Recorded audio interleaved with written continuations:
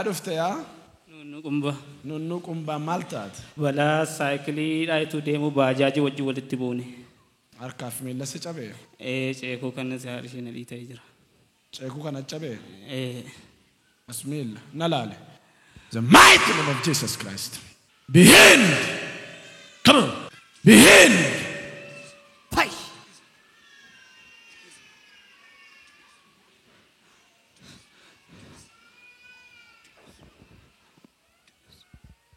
Castle. Not ego lichatin. Castle in jail. The name of Jesus Christ. Castle in jail. Castle. Yeah. The church. The church. Stretch it. The church. Stretch it. The mighty name of Jesus Christ. TAYE. Mighty name of Jesus Christ. Be healed. TAYE. Jesus. Okay? Okay, the church. You are free. You are free. Come on back. Ani fayyera. Ani kamera. Ararina tayera.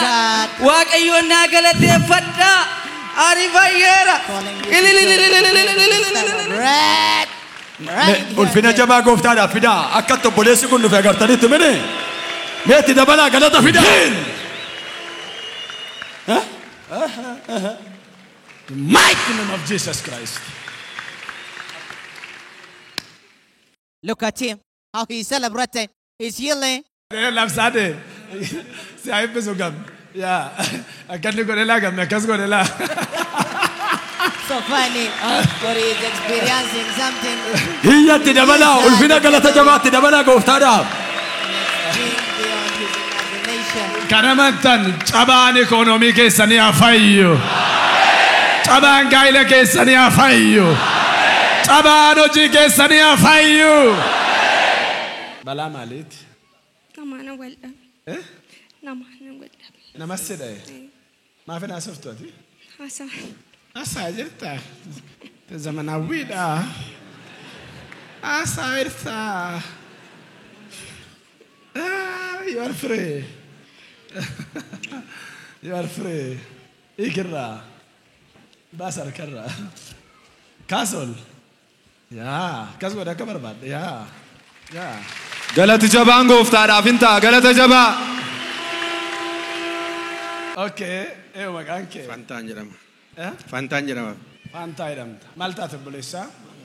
Diiskina dhukkuba. Eessaa dhufte? Finfinneedha. Come on. Be healed. Live. Be healed. The mighty name of Jesus Christ. The mighty name of Jesus Christ.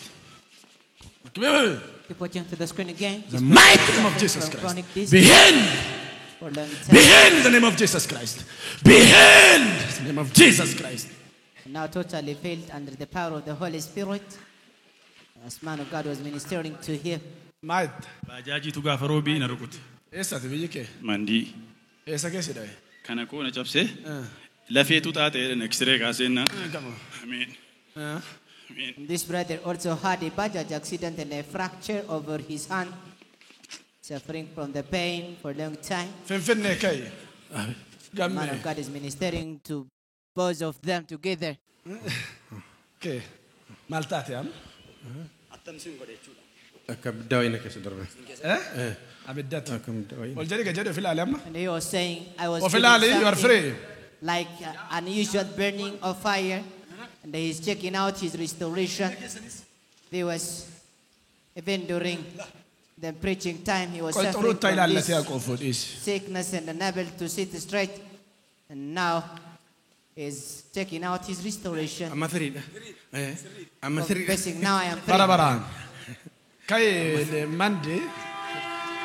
Amma firiidha. Raas ol fuudhi. Kasuma ka barbaade walitti dhayi. This man also You are is free. putting his hand together and the Holy Spirit was ministered to him. Ameen. Ani bilisa. Ani fayyera.